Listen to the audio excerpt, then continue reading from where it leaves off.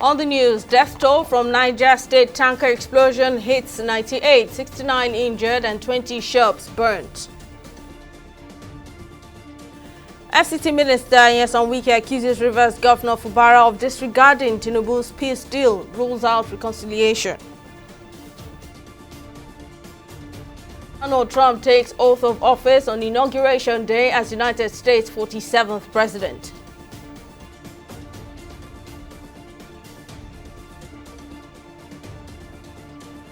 Hello and welcome to News Now on TV 360 Nigeria. I'm Simisa Latiku. The death toll from the tanker explosion that occurred at Diko Junction, Niger State on Saturday night has risen to 98, while 69 people have been injured. The explosion also left 20 shops completely burnt, causing significant losses to business owners in the area.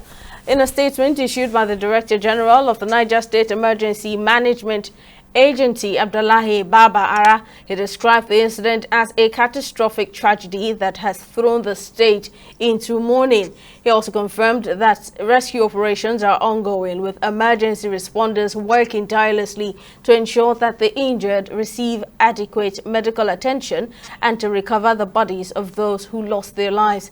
Disturbed by the number of persons reportedly lost to repeated incidences of tanker explosions in various parts of the country, President Bola Tinubu has set up a high-powered committee mandated to hold a reoccurrence of such accidents. The Minister of Information and National Orientation, Mohammed Idris, who disclosed this when he led a federal government delegation on a condolence visit to the Emir of Suleja, revealed that the president has also mandated the National Orientation Agency to sensitize the public about risks of scooping fuel from falling tankers. And in other stories, the Minister of the Federal Capital Territory, Nyesom Wike, has rolled out a resolution of the rift with Governor of Rivers State, Siminalayi Fubara. Speaking during a media chat broadcast in Abuja over the weekend, Wike criticized Fubara for failing to adhere to the directives issued by President Bola Tinubu during a peace meeting aimed at resolving their differences. The minister also rejected accusations of his alleged bid to control Rivers State, asserting his contributions to the economic development and political structure of the state. What is difficult to resolve? Mr. President, the sovereign of our nation, in his own wisdom, in his own fatherly way, say, look, you come, you come, you come, you come, you come, you sit down. This is the problem. I want this problem to be resolved. You go, withdraw the impeachment notice. You go, do this. You go, do this. You go, do this. You, elder, read it for everybody here. Elder, read it. Do we all agree with it? Yes. Elder, what about you? Yes. We agreed. Fine. The parties went home. The assembly withdrew the impeachment notice. You now do this, do this. You did one, you did two. Then you send people to go to court to hang the other one to say, oh, people went to court. Elder, have you gone back to Mr. President? This assignment you gave, we have done one, we have done two. We're not able to do 3 and 4. Please, Mr. President, can you call us back? See whether we can find a solution to 3 and 4. Since 1 and 2 have been executed. Nothing. Nothing. The next thing you see, oh, somebody did this, somebody did that. Mr. President, in his wisdom, Mr. President, you know, sometimes when people play politics, you play politics, President says, you come, you come, you come. You were hearing when you were saying, President, or they were political or not constitutional. I have never seen that happen in my life. A president of a country we call people, sit them down, do this. One party goes, it's political, it's not binding, it's not constitutional. Come on, who does that?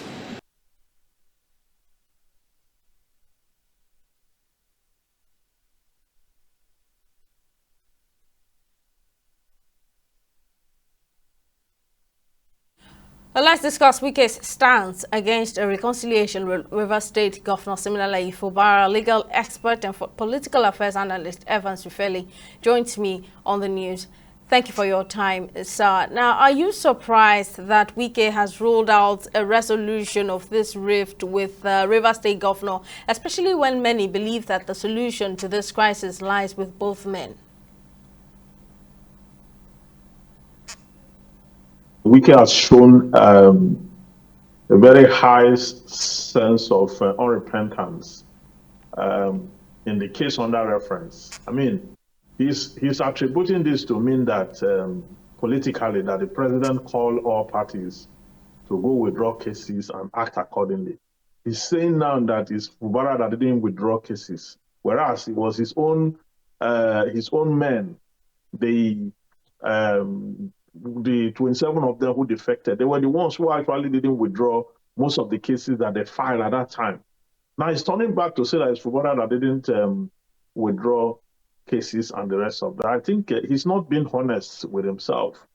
He's still living in that bitterness of being unable to control the state at the same time serving as the minister of the FCT. I think it's very wrong because leaders should show example. I mean, if you are making this kind of statement that you are ruling out the possibility of a settlement completely, what do you expect the younger generation to do? You are supposed to, as a leader, teach those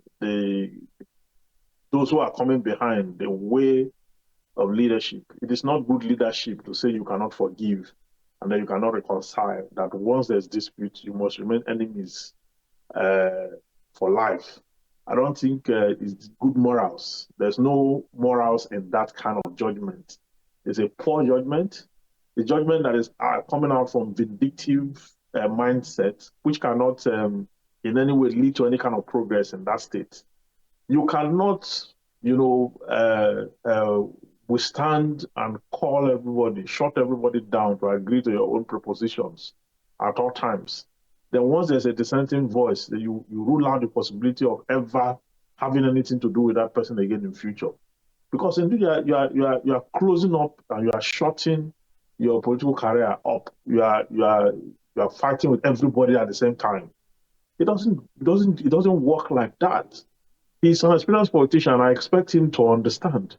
He's an elderly person. I expect him to have experience, good experience, that he can share and then become a mentor to some other persons who look up to him.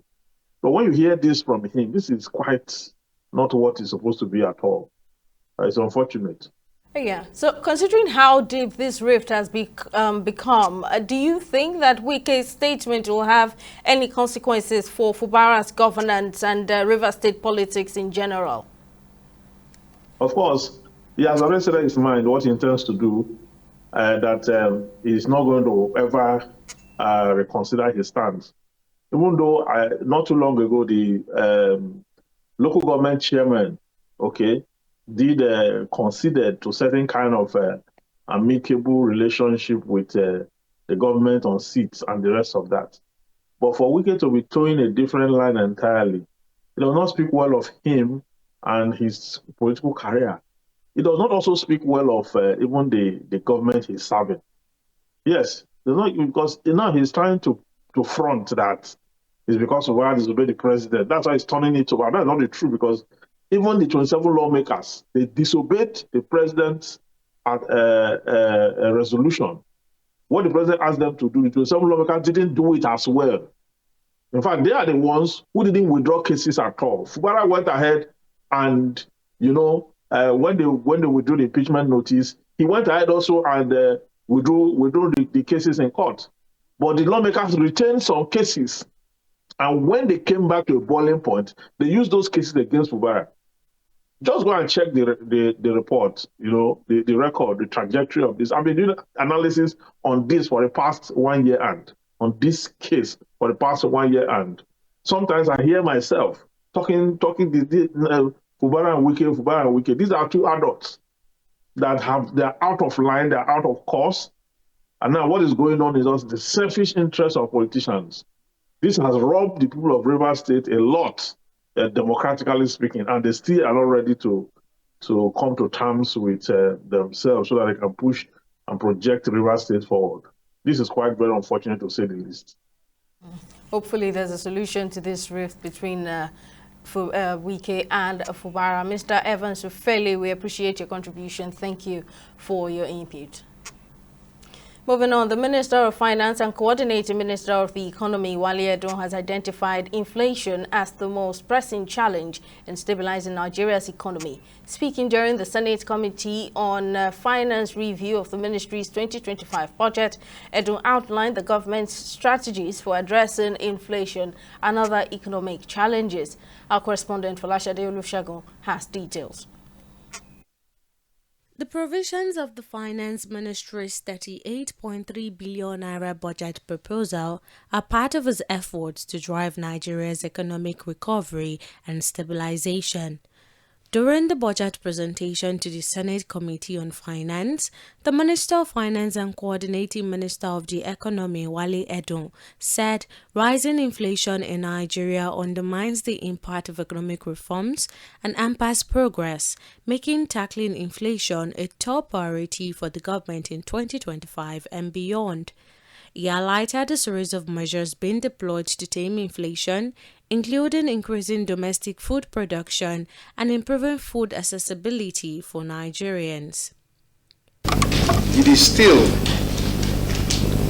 a difficult route to travel, although we are very much going in the right direction. The economy is turning the corner. We can look forward to brighter prospects. Inflation remains stubbornly high, and Central Bank is doing its utmost to ensure that it tames inflation so that living costs can come down. Lawmakers, however, pressed the minister for clarity on the ministry's strategy for tackling broader economic challenges. Key concerns raised include the inflow of funds into the economy in 2024 and how the revenues generated during the year were utilized, given the persistently harsh economic conditions. Inflation is skyrocketing. Our debt exposures are increasing. And the average purchasing power of Nigerians out there in the street, it can't resonate with them. When you say our economy is improving, foreign reserves are increasing, and so on, it doesn't resonate. Looking at it also that the revenue to GDP have increased. In 2022-2021 was 7%. In 2023 became 9-point-something%, and now we have it at 10.5. That proves that the economy is working. Little corruption in the agencies and ministries that you have noticed that probably brought the attention to bring about this centralized working system. The centralized system now is awesome. It is not working. There is still a bottleneck of corruption, and unless that is corrected, and I want us to reflect with the House Committee, find a way to alter this centralized working system. In his response, Edun reiterated the government's commitment to bold reforms under President Bola Tinubu's administration, stating the private sector investment in equity markets remain the most viable tool for revitalizing the economy. President Bola Ahmed Tinubu, he saved the economy, he saved the society. How did he save the economy?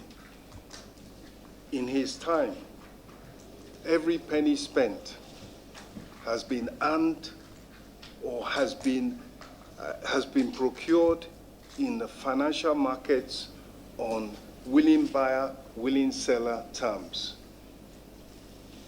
Because they believed in his macroeconomic plan, the multilateral institutions, the repositories of the cheapest money internationally, 40 years to pay back.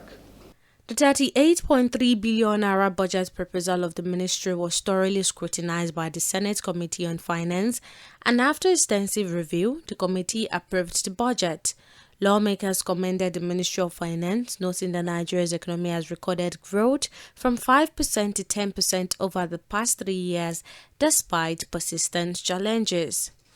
With a personnel cost of 2.4 billion, an overhead of 8.5 billion, and a capital of 27.4 billion, is it the opinion of the committee that we approve this proposal? Those in support say yeah. And those against, the ayes have it. With the 2025 budget approved and a clear focus on combating inflation, the government is taking a significant step towards stabilizing the economy. However, the success of these reforms will depend on effective implementation and private sector collaboration as Nigeria works to achieve sustainable growth in the coming years. And operatives of the National Drug Law Enforcement Agency have made a significant breakthrough in the fight against drug trafficking in the country with the arrest of a 26-year-old nursing student who attempted to ingest 76 wraps of cocaine before boarding a flight to India. The operation also led to the interception of illicit drug consignments bound for Borno, Kano and Abuja, and resulting in the arrest of 33 suspects across Lagos, the Federal Capital Territory, Kano, Kwara, Kogi and Taraba State. TV360's Okpayemi Owosheni has more on the story. In a statement by the NDLEA spokesperson Femi Babafemi, 26-year-old Esther Uzodima, a 211 nursing student at Noida International University in India, was arrested on January 16, 2025 at the Royal Park Hotel in Kano State just hours before a scheduled flight back to India. According to reports, Esther had been recruited by a drug cartel in India and had traveled to Nigeria for the Christmas holidays. She was due to swallow 76 pellets of cocaine weighing 1.34 kilograms before catching a flight from Malam Aminu Kano International Airport. A cover was blown when NDLEA operatives intercepted the shipment of the cocaine in Lagos. The consignment was intercepted on the Okene-Lokoja Highway in Kogi State, where 31-year-old Cosmas Okorie carrying the drugs concealed in an audio speaker was apprehended. Okorie was reportedly on his way to deliver the drugs to Esther in Kano State. In another major operation, NDL operative arrested 4 suspects on the Okene-Lokoja Abuja Highway, seizing over 38,000 pills of tramadol concealed in audio speakers and clothes. The suspects were traveling to various states, including Maiduguri in Borno State, Kano and Abuja. Further operations led to the seizure of 67 kilograms of skunk, as well as other illicit substances, including codeine syrup, metamorphine, and various psychoactive drugs from a hideout in Lekki, Lagos. While commending the officers and men of the commands of the agency for the arrest and seizures, the chairman and chief executive officer of NDLEA, retired Brigadier General Mohammed Bubamara, urged them and their compatriots across the country not to rest on their oars as they intensify their balanced approach to drug supply reduction and drug demand reduction efforts. Okpayemi Owosheni, TV360 News, Lagos. Still to come on news now, Nigeria gets 2026 Commonwealth Fencing Championships hosting rights. Stay with us for details.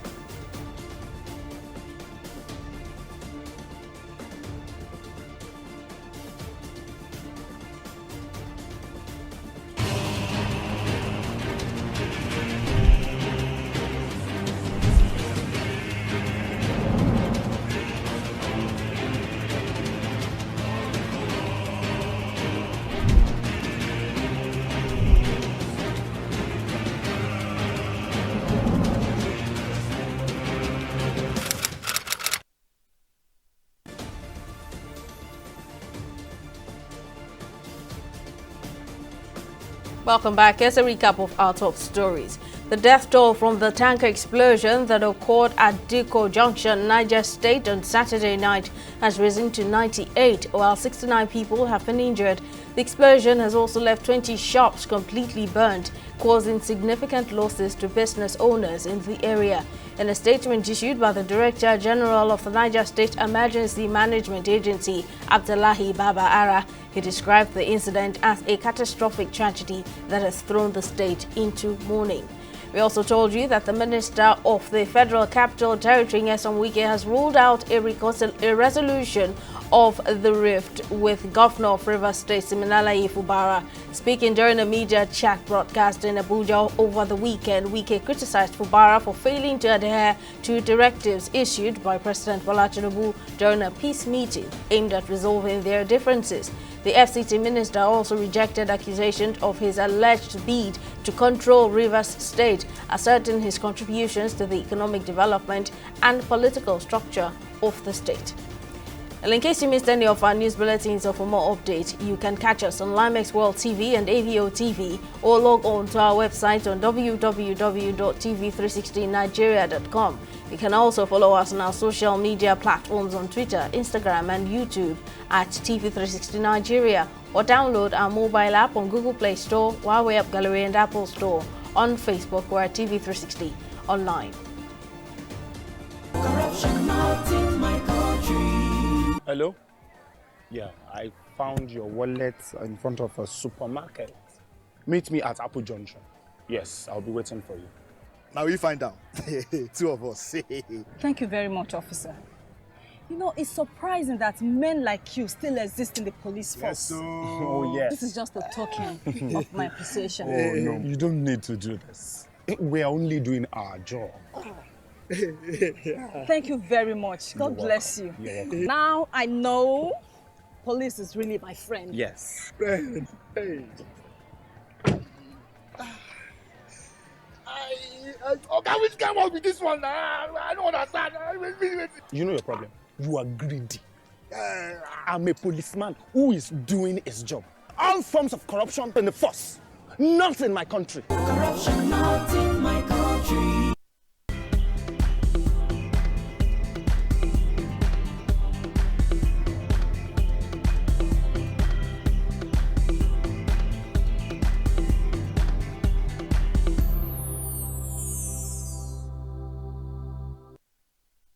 Let's join Joy Uchejim, who joins us with more news in business. Over to you, Joy. Thank you, Simi. Now, in its avowed determination to revitalize the nation's economy, the Nigerian government has expressed its commitment to fostering strategic global mining partnerships that drive economic growth, promote investment, and encourage innovations. Nigeria's Minister of State Finance, Doris Uzoka-Nite, led the charge at the Forum Minerals Forum in Riyadh, Saudi Arabia, where she highlighted the country's vast resource wealth and the government's readiness to collaborate with international partners to drive economic growth, promote investment, and encourage innovation to establish the country as a leader in the global minerals and energy landscape. The minister reaffirmed that these efforts reflect the Nigerian government's determination to revitalize the economy and strengthen economic ties with global stakeholders, including Saudi Arabia. And as the world's elite arrive in the snow-capped Swiss mountains for the World Economic Forum Annual Meeting 2025, the event promises to be a pivotal moment as global leaders address the world's most pressing challenges. With more than 350 government leaders alongside business executives, civil society leaders, global experts, and other influential individuals from more than 130 countries. The forum's organizers say the event, which runs from January 20th to January 24th, 2025, is intended to drive dialogue and create solutions to the world's shared problems. The World Economic Forum's founder and chairman emphasized the role of Davos as a unique venue in bringing together thousands of decision makers to address global challenges. We'll take a short break and return with stock market reports.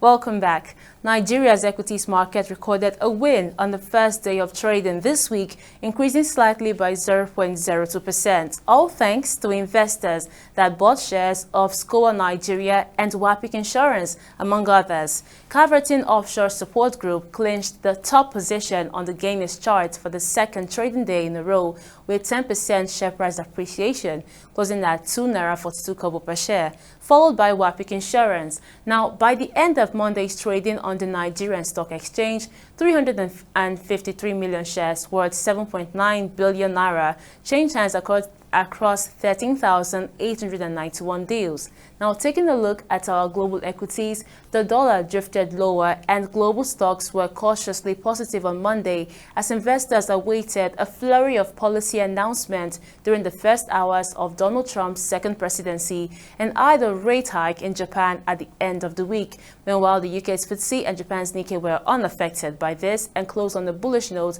as well as the Japan's Nikkei. Now, switching gears to the forex scene, the Naira dipped further to trade at 1,665 Naira to a dollar on the black market. The British pound traded at 2,070 Naira and the euros are at 1,695 Naira on the black market. And that's the both business and stock market updates. Back to you, Simi, for the rest of the news. Thank you very much. Join on the foreign scene. Donald Trump has been sworn in for a second term as the 47th President of the United States. The Republicans' inauguration in Washington, D.C. was originally scheduled to take place outdoors on the marble steps of the Capitol as usual, but it was relocated indoors due to frigid weather. The 78-year-old's return to the White House comes 4 years after his previous re-election attempt ended in defeat, which he denied. Trump, the first person convicted of criminal charges to serve as U.S. president, will replace incumbent Democrat Joe Biden following his victory over outgoing Vice President Kamala Harris in November's presidential election. And on sport, Nigeria has made history by being awarded hosting rights for the 2026 Commonwealth Senior and Veterans Fencing Championships, becoming the first African country to host this prestigious event.